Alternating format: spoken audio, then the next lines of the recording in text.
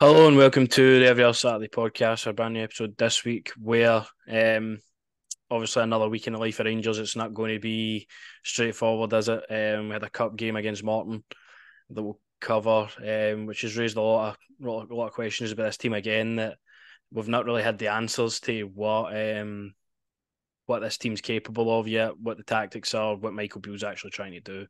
Another game kind of highlighted that for us against Morton. Obviously, we get the victory, which is all fine and well when you look at what happened yesterday in Celtic are out the cup. So these cup games, the more you kind of look at it, it was actually a better weekend for us because we get through. Mm. A lot of questions going into it, which is a massive game. This is Michael Beale's biggest game as Rangers manager so far. PSV So, last season, Gio took them toe to toe. Can Michael Beale replicate that and get us through?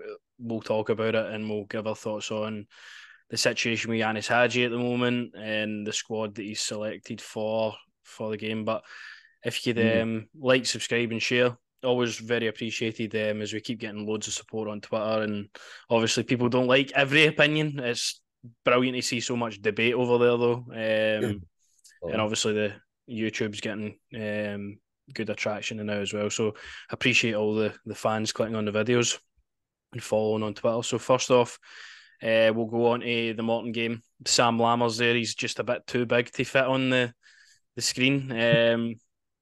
Sam Lammers, I mean, a guy with all the technical ability in the world if we start on him.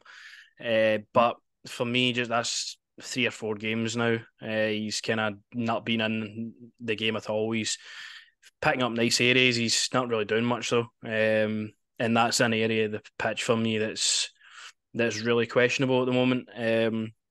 Obviously, mm. we go into the side that played the game. We knew there was going to be rotation in the side. I was expecting Robbie McCrory to come in and go right enough. I think, again, highlighting what is Michael Beale doing in that position. Obviously, Butland was fantastic against Servette, but I'm pretty sure Robbie McCrory can come in between the sticks for a cup game against Morton at home and play. I think that's kind of. I have problems with Michael Beale in aspects of the way he's using the squad. Dujon Stelling obviously came in for a start, struggled at right back. I know it's not his game going forward. I know he's more of a defensive minded fullback, but I think with the system we're trying to play, why buy or why go out and get a player like Dujon Sterling if he's not anything like what we're trying to do? Because obviously, if we change the style and the system when we play teams like this and put Sterling in, it would benefit him more. But I think he's just trying to replicate Tavernier, and that's just not his game. It's not his game at Um, all. Nah, I think again he's going to feature for me in a formation. I think we should be playing more often, which is like a 3-5-2 kind of formation. He slots in at right centre back, and I said that when we signed him. If he plays at right centre back, him and Tavernier can kind of interchange into that position, and then I think that would work a lot better personally. If he's taking his defending first, there was some parts of the game I liked, as I say, but he's still got a lot of work to do. I think to take that position.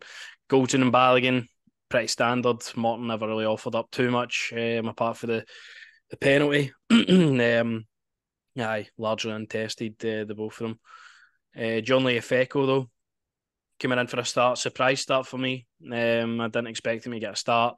Really nice to see him continue on for where he was at pre-season. I thought he made some really good tackles, set the tone kind of early in the game with a big tackle in the first half.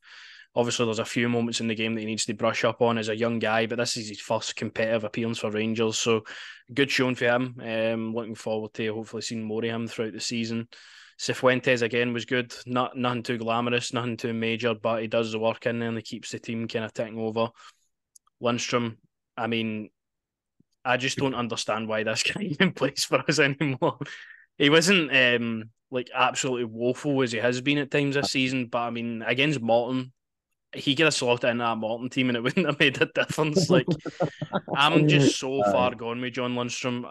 I'm at the point where I'm like, see if he's used as a centre half option, I'll be more than happy now. Like I can't stand the guy now. Nah, I give these in the same boat as you, mate.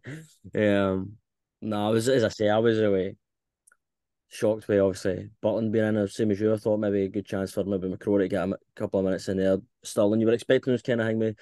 But and also when I seen the team sheet, I didn't see my boy was on it. I was disappointed, but I knew Lundstrom would be on it. You know what I mean? That's Bill's boy, so again. We've played.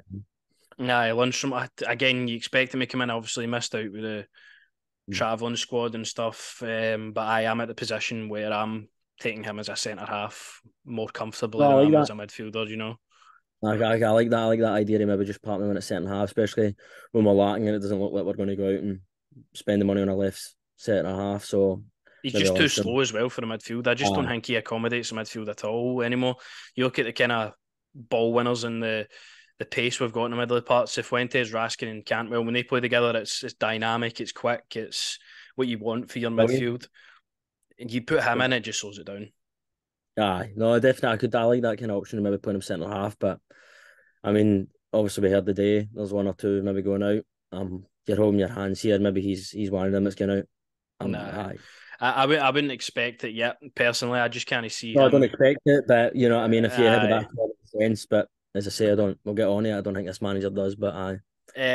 Kieran Dowell next to John Lundstrom again. Kind of when we went behind in the game, he kind of drove the team forward, and I've liked what I've seen for Kieran Dowell so far. I think he's kind of one that's continuing to go under the radar a wee bit. Obviously scored that screamer against Livingston, opened his account for Rangers, and I'm hoping he can add more of the goals for midfield because I think he'll be kind of a useful player. I don't think he'll start all the games, all the big games are in, but I think he's a fine option in the middle of the park for what I've seen so far. No, I mean, I'm the same as you. I like Dow. I think he's definitely one of them, as you say, probably going under the radar so far. But as the season goes on, I think he'll be, as I say, a big player for us. And then obviously I was really happy with Rabbi Matondo getting his start. He deserved that after his impressions he made the week prior. Again, he started the game on fire. He started the game really, really forward thinking. He was unlucky not to have a couple of goals. I think he was the only player in the first half that really wanted pass marks, to be quite fair to you. And that's not just me saying it because, again, if you've watched the videos for the longest time, I've basically just always backed the guy. But um, no, I think he's given us a different option out there. He looks like a player that's playing with a lot more confidence than he did. He's not making silly mistakes. He's trying to take players on and he's providing good balls into the box. And I think he could be a really useful player for us if he continues on this vein of form that he's kind of going through at the moment.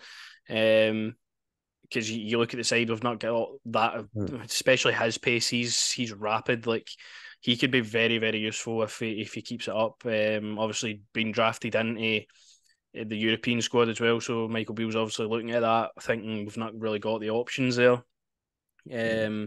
If we need to stretch the game, if we need to play at pace, I think he's a more than viable option. I was happy for him, to be honest. I really want to see him kick on because it's clear that he's probably going to be here now. I know. I mean, you as I say, all you do is you can do is root for the boy, and hopefully he does kick on. I think he's going to be a good option for us tomorrow night. Definitely coming off the bench, maybe. But he's definitely going to be a good option in the squad. Nah, definitely. And then Sam Lammers, the formations on this website are always a bit messed up. I don't think Sam Lammers was really playing through the middle. But for me, I can't even comment on what he did because he done nothing. He absolutely done nothing. And I like the guy. I think he's a humble kind of looking guy. He obviously has the frame about him, the technicality. So it's a difficult one. Like obviously he plays in that position that we've had with Malik Tillman last season, and for him to come in there, it's going to probably take time again because obviously he's played as a centre forward for most of his career. To drop back and sort of play a different role is going to take time, I think. But there should be somebody knocking on his door that isn't anymore for the Morris game. So we'll obviously get on to that one. But Cyril Dessers, I was impressed. Again, he was unlucky with the one that he went through on goal that get chopped off. Again, probably not much in it. He had one in this first half as well, but it was a sort of acrobatic volley tipped over the bar. Obviously, then gives away another penalty at Ibrox. I'm like, mate, see when we get corners, you want to just get out of the box. But seeing him obviously in the stadium, he was frustrated. He felt like his body language and stuff when the referee went over the VAR monitor. He looked dejected. He looked like a guy who was kind of not again, kind of like when am I going to kind of catch a break? But fair play to him for stepping up, taking the penalty that we got, getting us back into the game and providing the assist for Danilo. I thought I was impressed with Dessers. He looks a lot more fitter. He was chasing stuff down. I liked his work rate, and just hopefully more of that to come because going to be a big player this season if have any success. Any success at all, mate, absolutely. But I mean, let's be honest, with this game here, we were all expecting a good 3 or 4 for this, and I mean, obviously we're through. We've now got a chance to win this competition. We should be winning this competition. Obviously Celtic going out. But I'm a bit obviously still early doors in that. But come on, we all know we should be hammering them. No, there's no question we should not be struggling at home to Morton. It shouldn't be this way at all. The first half, like as I say, Matondo impressed me. I thought he was the one. If anything was going to happen, it was going to be through him. There was absolutely not. It was just like watching nothing. It was like nothing was on that pitch for it. Mostly, Like that's most of his games so far as a manager. Let's be honest with ourselves here. So far, and obviously we're going to get on it. Massive, massive game tomorrow, and I want to at least have an idea of what we're going to do. Also we'll get on it, but I mean for me, but it should be 3 or 4. I know you're not given the right to beat any team or what have you, but for us, I mean the this players that should have been a momentum builder going into the PSV absolutely game. this should have been a game where we were all a bit more hangman spirit. We kind of knew what we were doing. Yet again, we're sitting here going, what is going on? And I mean, also now Celtic are out. If we don't win this competition, I'm sorry. No, if we It's, if we don't win the cup, it's like there is no excuses. Like again, as you say there with Morton, you're not given any right to beat anybody. But absolutely not. But still, with the players, the quality we've got, we should be turning up and put 3 or 4 past them. no, That's just my belief. Especially signings. You know what I mean? Looking at Lammers and you're looking at you're expecting him to maybe get 1 or 2. no. Yeah. I was again just kind of happy we get through. There was nothing really much else to comment on this game apart from Yanis Hagi. Um, Looked like a man possessed. I'm not going to lie. When I see him warming up and he was obviously training with the ball boys and stuff, I like that for Hagi. You don't need to do that, but I feel like it's just a testament to kind of his character. But when he was warming up during the game, he just looked like a guy who was like, I'm going to just murder MD on this pitch if I don't get on. Obviously, he got on after we went 1-0 down. I think it was a triple change at the time. He Mm. was bright, he was positive. He had a couple of opportunities that just went wide. One good save for the keeper. Um, and he impressed me. He impressed me in the role that Sam Lammers is yet to impress me in. And I'm thinking, right, this game's coming around the corner. PSV, he's stake a claim. Obviously, you see his press conference after the game as well. He's pretty vocal on his decision. He wants to be playing football. That's all he wants to do, and he feels like he's not getting the opportunity to do that at the moment. And that's not on Michael Beale. He respects his decision, but he doesn't agree with it. And I thought there were some strong words. It was nice to see a player coming out and kind of saying it how it is for himself. Because let's be real, he's a player with immense quality. He's coming back off a year out. He's slowly finding his way back into playing probably his best football. He's a pre-season behind him, and he's not got the opportunities he's really wanted yet. Again, you look at Michael Beale's press conference from today now after him being dropped out the European squad, it certainly looks like Yanis Hagi will be kind of moving on this summer. And I know you're obviously a big fan of Yanis Hagi. When we done our tier Aye. list for who we would get rid of, I personally put him in there. I felt that we were going to bring in more quality, that it would allow us to get rid of Yanis Hagi, but I don't feel that we've really strengthened that area of the pitch that much at all. Obviously, that was when we were pretty much signing Malik Tillman on it, so that obviously fell through. Sam Lammers, you've got Dowell, you've got Cantwell, you've got players that can play there, but I just don't feel like any of them are kind of. I feel like that's Hagi's best position. I feel like when he takes a game to teams, he can provide a lot of threat, and we've seen it in Europe. I mean, if it wasn't for his goal away to Brøndby, we probably wouldn't. We were out of the Europa League. He's Aye. 2 against Braga when we win the game. I think he's. I just find the decision today, personally, for me, baffling that you leave the guy out the team. Yeah, I mean, it makes no sense to me personally. As I say, I watched him last Champions League home game, and he was on the touchline, as you say, Bowman, and he looked desperate to get on that park, constantly looking over at Michael Beale, like, get me in, and then obviously Beale eventually got him in. I just think, I get it, it's a 50-50 thing for most fans, really, do you know what I mean? Most fans would say, nah, cut your losses and get a couple of million in, and other fans like myself really want to see this guy be given a chance and kick on. I'm not saying he's, do you know what I mean, the best thing since sliced bread, but I think he's a good enough option for us, especially tomorrow night against a really tough opposition to come on or be a starter. I know people were obviously, like yourself, were calling for him to start tomorrow night. I just think there's quality there. And as you say, coming off that massive injury for himself, it's yet really properly for me to get the full chance to show what he can do properly. But I think it's a massive mistake personally. Let this guy go. If he's going to go, obviously goes with the best wishes, and you hope he goes to a real team where he can show his qualities. But just a bit slightly.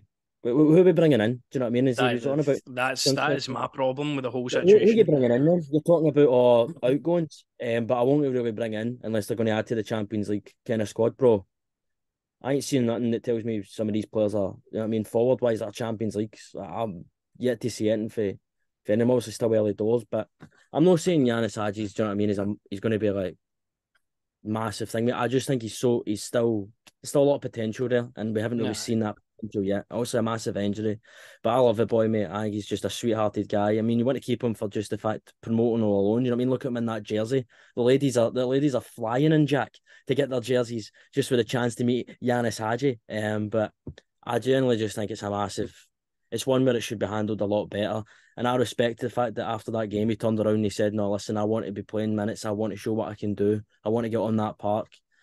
And obviously, Bale's obviously he's took it, but I just think Bale just on you go. I don't know. It's just for me, it feels like on you go, mate. You know, this is the kind of problem I've had with Michael Beale so no, far this nobody's season is just kind of dropping players out, and you don't really have the full story. I mean, the one that springs to my mind straight away is when Red Van Yilmaz, Olympiacos at home in the friendly, I think it was, he threw him under the bus for a mistake he made when Borna Barisic is again make mistakes that's to cover him. It's just that's something as well. Obviously, see the day in the press conference where he was happy to go into the fact that Yanis Hagi and his agent have been looking behind closed doors and that, and then somebody went and asked him about the Malik Tillman deal, and he didn't really want to get into it properly, fully, and discuss it. Which fair play there, but you're happy just to talk about the fact that Yanis Hagi's more likely going out the door, when it could be a real option for the modern night's game. As I say, it's baffling to me some of the decisions that get made. Yet again, I know everyone's split on him, but for me, I rate him highly. I think he's a quality young player, and I think if you give him the chance, he will deliver and he will show no, that quality. I think again, as you say, it's a split decision. I'm in the camp now anyway. For seeing him this season, I think he's been good at centre midfield. I think, as I say, he provides that different option for you, and especially in a game like tomorrow night's one, a player who can stand up and be counted in Europe and has done for us in the past, getting back into full fitness with a nice cameo against, again, it's only Morton. We get that. But Sam Lammers failed to impress, and I feel that position was up for grabs, and Hagi would be the one that I would slot in if he take that position. But there's obviously been some discussions had, and as you say, there's been agent stuff behind the scenes, and I probably expect Hagi to move on. But again, it's not the case that I'm so sad to lose Hagi. It's like I don't feel we're going to bring anybody in to replace him. I don't feel like we're going to bring another capable player that we'll probably get. What he signed a new deal recently, probably between about 5-6 million for Hagi, I would imagine. I think I think you're looking at Um, three. I think if you're, you can still go and buy a player with that money that will come in anyway. If you're obviously talking between 3-4, or if it does rise to about 5 or 6, like you can go and buy a capable player to come in. I just don't feel like we're going to. I just feel like this time last year when Gio won the game v PSV and he was buzzing, he was excited about getting new players in, and we didn't deliver. I feel like that's going to happen again. I feel like we're going to get rid of Hagi, and we're going to get rid of maybe a couple of others that he said, and are we going to bring anybody else in? I don't know. The squad is bloated. It's like you've got Scott Wright hanging about still. It's like that's how bad it is. I mean, You can't Kamara get as rid well. of players. You've got Kamara. I mean, how long have we been trying to get rid of him for this summer? Like everybody's just like just leave. Like he's back in training the other day. It's like what is happening here? I just think we need to get players obviously off the wage bill, but you need to come bring a couple more players in, I would imagine. And Michael Beale coming out and saying, "Oh, if they improve the starting 11, then I'm like, mate, what are you talking about? Like you've brought in Kieran Dowell who will improve a squad, but is he going to improve that starting 11? I don't think he does, personally. similar to do John Sterling again. Like you're looking at the players that came in. Obviously, you're building a squad, but I think he goes back on a lot of his comments a lot of the time. And again, as I say, it wouldn't be the case here. I would be distraught if we lost Hagi. If we get money back in and we reinvest it in a player that Michael Beale sees fit for him, definitely go that route. He's the manager, but I just don't feel that it's. I just don't feel it's worth it. Well, listen, as I say, I'm Team Hagi, man. I really back the guy. I think he's a quality player, but as you're saying there as well, I could understand it if you were Hagi has to go for us to bring in a quality player, somebody that's going to add to the squad and take us to that next level. But as you're saying, don't think we're going to bring in. The one comment that annoys me all the time is see when he turns around and he goes, I'm not guaranteeing MD minutes. Well, that's a blatant face lie because none of these players are coming in if you don't guarantee them they're going to play. Guarantee them that minutes and try and fight for the Champions League. I think people that obviously Dow and Stark, I think those guys are good for the league, but you can't tell me they're Champions League quality. Do you know what I Nah, mean? and again, that's where I think Michael Beale kind of goes back on his word at times, where he's only buying players that improve the starting 11. He's buying players that obviously improve the squad. Just say that, like, just say you're buying players that are building the squad that you want to play. Because it's a difficult situation. You've obviously got 10 days left of the transfer window, so there's going to be a lot of movement, I would imagine, if Michael Beale's to be right. So, well, but the thing for me as well, obviously, you're talking about getting a Hagi. Hagi's probably more likely going to go. For me as well, guy that I know we both love, but come on, you've got to be chucking Kemal Roof after Turkey or something. You've got to be trying to get rid of Kemal Roof off the books. I know he's another one with injuries and what have you, but you've got if you're looking to get players off the books, surely you're looking to chop players like Roof off and what have you. that's again the situation with Kemal Roof's again baffling because he's fit. He showed he came on against Morton. He's obviously working back to full fitness as well, and you just hope you get back the player or a guy that can stay fit really. And he's not in the European squad. Obviously, you've got certain slots and you need to pick a certain amount of players, but when is Roof going to play then? When is he? It's just we just keep going round in circles really with the whole squad thing, and it is bloated. I think there'll be a lot of outgoings before the window. It is bloated, but I mean, as you say, there's a couple of we would call them tag-alongs. You know what I mean? How is Scott Wright, as we're talking about here? How is he still here? Flies out to Turkey. I was wondering myself, maybe it was for his teeth, maybe it was something to do, his face or what have you. But it's not. No, it wasn't football anyway. I'll tell you that much. I just think, how is guys like that still at the club? Do you know what I mean? He's obviously been selected through the homegrown stuff for the game tomorrow, so he'll be in the team tomorrow. He couldn't make the bench for the game against Morton. There's decisions in this club at the moment, and by the manager, I just fail to understand personally. Obviously Scott Wright will be in the team because he's Scottish, and that's obviously you get him in. But how's he not on the bench for Morton then? If you're going to have him as an option against PSV, or even playing, that's my thing. Question is obviously if Hagi, we're more likely Hagi is going to leave. Where does he go? I feel like the Italian league, something like that would be perfect for him. I think playing me maybe a middle table kind of Italian team would be good for him. But question is, where do you think Hagi goes? Italy, or I think he'll maybe go to Galatasaray or something. They've always tracked him. They're signing left, right, and centre, man.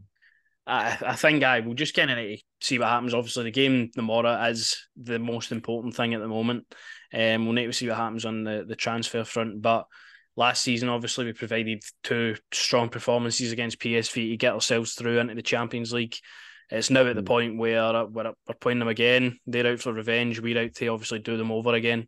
When it comes to tomorrow night Ibrox, there should be no motivation needed. These players need to step up. And Michael Beale needs to step up as well because this is real now. This is the biggest game he'll probably have, as I said at the start of the episode, as Rangers manager so far. He's going into a period where he's going to have 4 massive games coming up for these next ones. Obviously, you get Ross County away in the middle of these 2. I mean, that is a tricky fucking place to go. I'm already fearing for that one. And then obviously you get Celtic, Ibrox after that. So this will be the making of this squad and the management team. I feel like this is where they'll now be judged. We've had that period at the start of the season where it's a new team and these players take longer to know each other. I don't want to hear that anymore. This is into 3 or 4 games into the season. This time. This is when we'll know if players can step up to the big occasions and really be counted. The team that I think will play is not that formation. This is just the one that would allow me to put all the players in it. But I think it'll be Butland, Tavernier, Goldson, Suter, Barisic, Cifuentes, Cantwell, Raskin, Lammers kind of in behind Dessers and Danilo. Obviously, you've got a full forward line there that have played in the Eredivisie. Lammers has played with PSV through their youth academy and stuff. So you're looking at these players deliver against them. You delivered against them in the Eredivisie when you were there. Just do it for us now. We need to take a result over there. You've seen how tough it was last season. They came at us and it was hard to deal with. I mean, they had chances and on another day they probably absolutely thump us over there. Last season they had Xavi Simons as well, who came on off the bench. Like they had so much quality in that side. They've still got that quality. Obviously, they've signed Noah Lang, Malik Tillman's there, and they've still got a really strong back line. Benitez is still in goal, Sangari, Veerman, Bakayoko, who's had a good start to the season. So they've got really, really strong players. And they bring through that youth well as well. They've got Babadi coming in, centre attacking midfield. They've got a strong team. It's going to take an absolutely heroic task for this team to overcome it on two legs on the basis of what we've seen so far this season. Absolutely. I would say the most crucial thing for them is probably their coach. Twice now he's played us, two different teams, so he's obviously going to know what exactly it's like here. But it'll be massive. And you're talking about the quality in the team as well. Sign that boy for Barcelona, that American Nah, boy. it's Serginho Desta's in the team and travelled as Honestly, well. you're in for a long night, bro. I mean, we are in for a long night. I feel like honestly, the quality in their team is fantastic, and then it just comes down to us, as I say, if we can get past a quality team like this. I mean, my It God, I gives mean you that more goal, confidence going into what's to come. more belief, more confidence. I've got more belief and confidence with that goalkeeper and goals. If we can get a repeat with that Tom Lawrence free kick, that'd be smashing. But no, big night now. This is a business time. This is where you turn up. This is where you were signed for. This is where we see the actual quality you've got. And I mean, it's a massive task over the two legs. Personally, for me, I'm nervous, man. I'm really nervous because I've just not seen anything so far to tell me that we're good enough to get past a team like this, and Nah. especially experienced like this, as I say, who's going to know how to manage this game.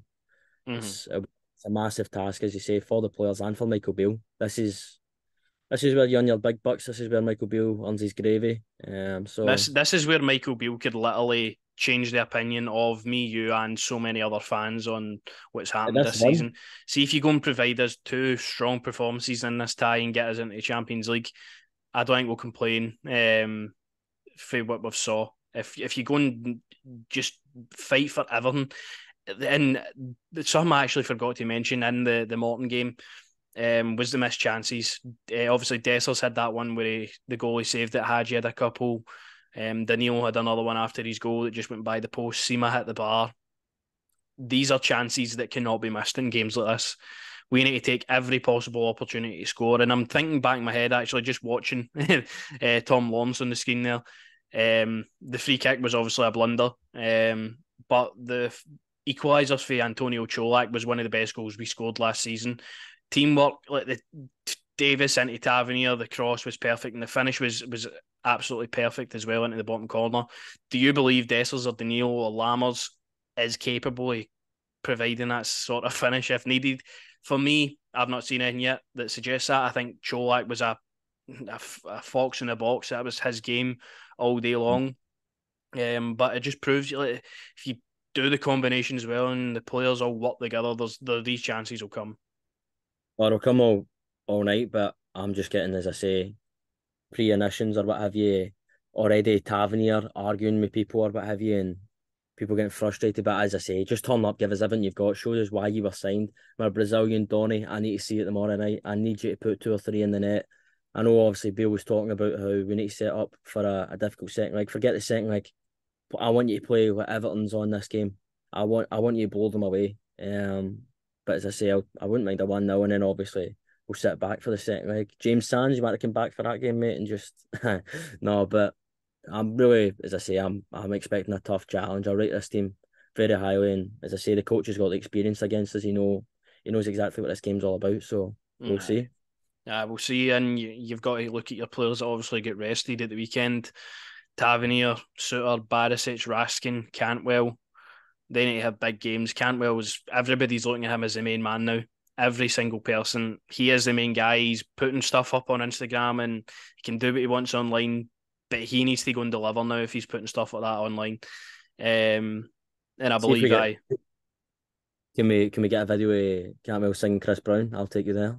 No, Can we well, get that? if you go on his Instagram, you can get that one as well. Everybody will be singing tomorrow night. If we go and get a proper result against a really, really good side, as you say, PSV are a strong team. Obviously started the season well. I think they've scored 12 goals in the last 3 or 4 games. So they score goals. We need to keep them out. We need to start scoring goals. And it's going to fare for a good matchup. I think. Like obviously going into the Champions League is never an easy task, but we've got it all to do tomorrow. Players need to step up, and Michael Beale Nice. needs to get his game plan down to a T. Only a team. It would be nice for Rangers to play well for a full 90 minutes and not 45. That would be nice. But as I say, big night, massive night, and I would like to see these players turn up and obviously show why they were signed. Nah, this is it now. As you say, honeymoon period is over. We need to start providing results and Business, see the identity of this team now. business run now, as you say, tough Champions League games, Old Firm, Ross County, tough run. This is where we really see why you were signed for me personally. No more excuses with this whole, oh, we're just getting used to it. No more of that BS. You get paid the big bucks, you turn up. Performances tomorrow night, please. That's the episode. I've talked about everything we could. Obviously, the game tomorrow. We'll look forward to it, and we'll have coverage on that next week, and then obviously we've got the Ross County game coming up as well. So plenty to talk about next week again. It's all just kind of happening fast. I'm looking towards this game tomorrow and just thinking, just give a performance, Rangers. It's all that needs to happen. Just Dessers, as you're doing there, just give one of the goals at the back post. Danilo as well. Let's hopefully deliver. It'd be magic if we could go and get a 2-0 or 3-1 or something. Take 2 goals over to Eindhoven. Don't sit on anything. Again, like we did in Morton. Sitting on 2-1, just go for the fucking kill.